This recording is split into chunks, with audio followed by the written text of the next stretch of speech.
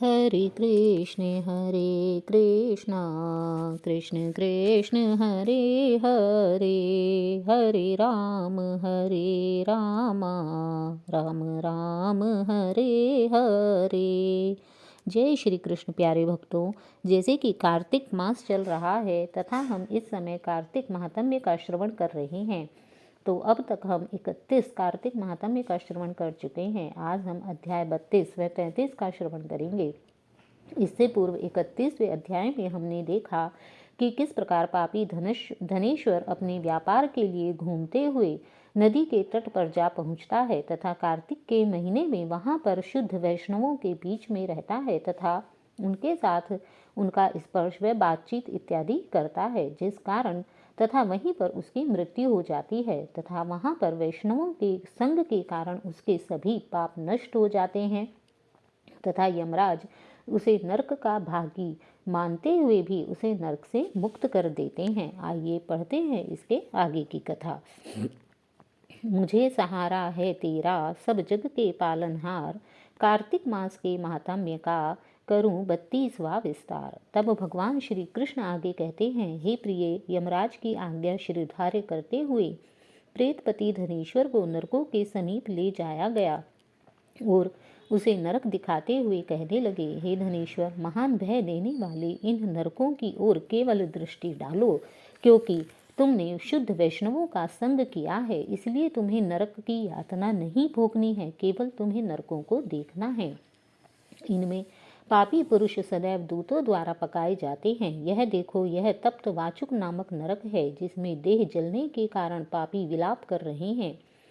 जो मनुष्य भोजन के समय भूखों को भोजन नहीं देता, वह बार बार इस नरक में डाला जाता है। वह प्राणी जो गुरु, अग्नि, ब्राह्मण, गौ, वेद और राजा इनको लात मारता है, वह भयंकर नरक अतिशय पापों के करने पर मिलते हैं। आगे देखो, यह दूसरा नरक है, जिसका नाम अंधतामिस्र है। इन पापियों को सुई की भांति मुख वाले तमोत नामक कीड़े काट रहे हैं। इस नरक में दूसरों का दिल दुखाने वाले पापी गिराए जाते हैं। यह तीसरा नरक है, जिसका नाम क्रकेय है। इस नरक में पापियों को आरे से चीरा जाता है। यह नरक भी असीम त्रवण आदि भेदों से 6 प्रकार का होता है। इसमें स्त्री तथा पुत्रों का वियोग कराने वाले मनुष्यों को कड़ाही में पकाया जाता है। 2 प्रियजनों को दूर करने वाले मनुष्य भी अंसी मंत्र नामक नरक में तलवार की धार से काटे जाते हैं और कुछ भेड़ियों के डर से भाग जाते हैं। अब अर्गल नामक यह चौथा नरक देखो, इसमें पापी विभिन्न प्रकार से चिल्लाते हुए इधर उधर भाग रहे हैं। यह नरक भी वध आदि 6 भेदों से 6 प्रकार का है। अब तुम यह 5वां नरक देखो, जिसका नाम कूटशाल्मली है। इसमें अंगारों की तरह कष्ट देने वाले बड़े बड़े कांटे लगे हैं। यह नरक भी यातना आदि भेदों से 6 प्रकार का है। इस नरक में पर स्त्री गमन करने वाले मनुष्यों को डाला जाता है। अब तुम यह 6ठा नरक देखो, जिसे उल्वण नाम से जाना जाता है। इस नरक में सिर नीचे करके पापियों को लटकाया जाता है। जो लोग भक्ष्य अभक्ष्य का विचार नहीं करते, दूसरों की निंदा और चुगली करते हैं, वे इस नरक में डाले जाते हैं। दुर्गंध भेद से यह नरक भी 6 प्रकार का है। यह 7वां नरक है, जिसका काम कुंभी पाक है।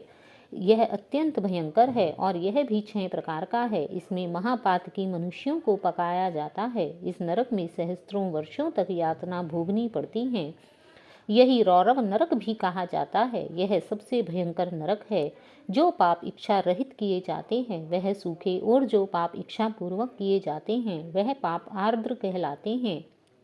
इस प्रकार शुष्क और आर्द्र भेदों से यह पाप 2 प्रकार के होते हैं। इसके अलावा और भी अलग अलग 84 प्रकार के पाप हैं, जिनमें अपक्रीण, पांडाकते, मलिनीकरण, जाति भ्रंशकरण, उपाय, अति पाप, महापाप, यह 7 प्रकार के पातक हैं। जो मनुष्य जैसा कर्म करता है, उसे इन 7 नरकों में उसके पाप कर्मों के अनुसार डाला जाता है। चूंकि तुमने कार्तिक व्रत करने वाली प्रभु भक्तों का संसर्ग किया था, उससे तुम्हारे पाप नष्ट हो गए तथा पुण्यों की वृद्धि हो जाने के कारण ये सभी नरक तुम्हारे लिए निश्चय ही नष्ट हो गए हैं।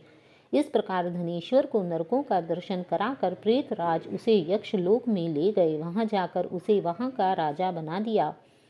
वहीं कुबेर का अनुचर धनक्षय के नाम से प्रसिद्ध हुआ। बाद में महर्षि विश्वामित्र ने उसके नाम पर तीर्थ बनाया। कार्तिक मास का व्रत फल महाफल देने वाला है। इसके समतुल्य अन्य कोई दूसरा पुण्य कर्म नहीं है। जो भी मनुष्य इस व्रत को करता है तथा व्रत करने वाले का दर्शन करता है, उसे मोक्ष की प्राप्ति होती है। जय श्री कृष्ण। भगवान श्री कृष्ण ने जिस प्रकार भगवान श्री कृष्ण का व्रत करने से पापी धनेश्वर के सभी पापों का क्षय हुआ, प्रभु उसी प्रकार सब जो भी आपका व्रत करें उन सब के पापों का नाश हो। यह पढ़ते हैं इससे आगे की कथा, अध्याय 33 की कथा। ओम नमो भगवते वासुदेवाय। दया दृष्टि कर हृदय में भव भक्ति उपजाओ। 33वां अध्याय लिखूं, कृपा दृष्टि बरसाओ। इस प्रकार सूत जी ने कहा। इस प्रकार अपनी अत्यंत प्रिय पत्नी सत्यभामा को यह कथा सुनाकर भगवान श्री कृष्ण संध्योपासना करने के लिए माता के घर में गए। यह कार्तिक मास का व्रत भगवान विष्णु को अति प्रिय है तथा भक्ति प्रदान करने वाला है। इस दिन जो कोई भी व्यक्ति रात्रि जागरण, प्रातःकाल स्नान, तुलसी वृक्ष का सिंचन, उद्यापन और दीपदान, यह 5 कर्म भगवान विष्णु को प्रसन्न करने के लिए करता है, उसे सभी सुख प्राप्त होते हैं। अतः प्रत्येक व्यक्ति को इन 5 कर्मों का पालन अवश्य ही करना चाहिए। तब ऋषि बोले, भगवान विष्णु को प्रिय, अधिक फल की प्राप्ति कराने वाले, शरीर के प्रत्येक अंग को प्रसन्न करने वाले कार्तिक महात्म्य आपने हमें बताया। यह मोक्ष की कामना करने वालों तथा भोग की इच्छा रखने वाले मनुष्यों को यह व्रत अवश्य ही करना चाहिए। इसके अतिरिक्त हम आपसे एक बात पूछना चाहते हैं कि यदि कार्तिक मास का व्रत करने वाला मनुष्य किसी संकट में फंस जाए, या वह किसी वन में हो, या व्रती किसी रोग से ग्रस्त हो जाए, तो उस मनुष्य को कार्तिक व्रत को किस प्रकार करना चाहिए? क्योंकि कार्तिक व्रत भगवान विष्णु को अत्यंत प्रिय है और इसे करने से मुक्ति एवं भक्ति प्राप्त होती है, इसलिए इसे छोड़ना उचित नहीं है। तब श्री सूत जी ने इसका उत्तर देते हुए कहा, यदि कार्तिक का व्रत करने वाला मनुष्य किसी संकट में फंस जाए, तो वह हिम्मत करके भगवान शंकर या भगवान विष्णु का मंदिर जो भी उसके पास हो, उसी में जाकर रात्रि जागरण करे। किंतु यदि व्रत करने वाला घने वन में फंस जाए तथा आसपास भगवान विष्णु या शंकर का कोई मंदिर न हो, तो फिर पीपल के वृक्ष के नीचे या तुलसी जी के वृक्ष के नीचे जाकर पूजन कर ले। यदि भगवान विष्णु की प्रतिमा के सामने बैठकर विष्णु जी का कीर्तन करे, ऐसा करने से सहस्त्रों गायों के दान के समान फल की प्राप्ति होती है। जो मनुष्य विष्णु जी के कीर्तन में बाजा बजाता है, उसे वाजपेयी यज्ञ के समान फल की प्राप्ति होती है। जो मनुष्य हरि कीर्तन में नृत्य करता है, उसे सभी तीर्थों में स्नान करने का फल प्राप्त होता है। किसी संकट के समय या रोगी हो जाने पर या जल न मिलने पर, ऐसी स्थिति में यदि व्यक्ति कार्तिक के महीने में किसी कारणवश स्नान न कर सके, तो मन से भगवान विष्णु का नाम मात्र लेकर मार्जन ही कर ले, अर्थात केवल मानसिक स्नान कर ले, तब भी उसे कार्तिक व्रत का फल मिलता है। किंतु ऐसा केवल विषम परिस्थितियों में ही करना चाहिए। यदि व्यक्ति सामर्थ्य न होने के कारण अथवा किसी संकट में होने के कारण उद्यापन न कर सके, तो व्रत की पूर्ति के लिए केवल ब्राह्मणों को प्रसन्न होने के कारण विष्णु जी प्रसन्न रहते हैं। अर्थात यदि उद्यापन न कर सके तो केवल ब्राह्मणों को ही प्रसन्न कर दे, अर्थात उनके आगे कोई अच्छी गीत, कहानी इत्यादि सुनाए, उनकी सेवा करे। यदि मनुष्य दीपदान करने में असमर्थ है, तो दूसरे के द्वारा जलाए गए दीपक की वायु आदि से भली भांति रक्षा करे, उसी से उसे स्वयं किए गए दीपदान का फल मिलता है। यदि तुलसी का पौधा समीप न हो, तो केवल वैष्णव ब्राह्मण की ही पूजन कर ले, उसी से उसे तुलसी पूजन का फल भी मिल जाता है। क्योंकि भगवान विष्णु सदैव अपने भक्तों के समीप रहते हैं। इन सब के न होने पर कार्तिक का व्रत करने वाला मनुष्य यदि केवल मनुष्य, ब्राह्मण, गौ, पीपल और वट वृक्ष की भी श्रद्धापूर्वक सेवा करता है, तब भी उसे कार्तिक मास का फल प्राप्त होता है। तब शौनक आदि ऋषि बोले कि हे प्रभु, आपने गौ तथा ब्राह्मणों के समान ही पीपल और वट वृक्ष को भी बताया है। वट अर्थात बरगद का वृक्ष। और सभी वृक्षों में पीपल तथा वट वृक्ष को ही श्रेष्ठ कहा है। आप कृपा कर इसका कारण बताइए। तब सूत जी बोले, पीपल भगवान विष्णु का और वट भगवान शंकर का स्वरूप है। पलाश ब्रह्मा जी के अंश से उत्पन्न हुआ है। जो मनुष्य कार्तिक मास में इनके पत्तल पर भोजन करता है वह भगवान विष्णु के लोक में जाता है। जो इन वृक्षों की पूजा, सेवा एवं दर्शन करते हैं उनके सभी पाप नष्ट हो जाते हैं। तब ऋषियों ने पूछा, हे प्रभु, हम लोगों के मन में एक शंका है कि ब्रह्मा, विष्णु और शंकर जी वृक्ष स्वरूप क्यों हुए? कृपा कर आप हमारी इस शंका का निवारण कीजिए।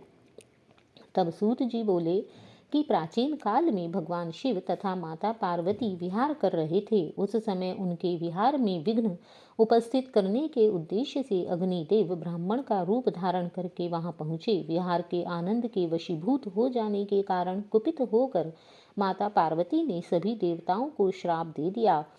तब माता पार्वती ने कहा, हे देवताओं, विषय सुख से कीट पतंगे तक अनभिज्ञ नहीं हैं। आप लोगों ने देवता होकर भी उसमें विघ्न उपस्थित किया है, इसलिए आप सभी वृक्ष बन जाओ। सूत जी बोले, इस प्रकार कुपित पार्वती जी के शाप के कारण समस्त देवता वृक्ष बन गए।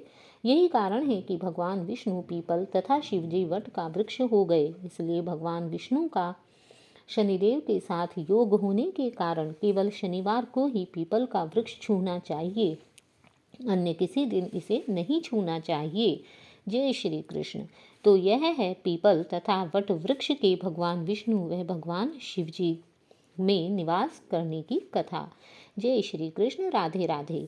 तो यदि आपको मेरी यह वीडियो अच्छी लगे तो प्लीज़ इसे लाइक कीजिए और ऐसे ही समस्त वीडियो व धर्म से संबंधित समस्त बातों की जानकारी के लिए मेरे चैनल को सब्सक्राइब कीजिए और बेल का आइकन को अवश्य दबाइए। भगवान विष्णु आप सभी का कल्याण करें। कार्तिक मास के महात्म्य को सुनने का फल आप सभी को प्राप्त हो। जय श्री कृष्ण।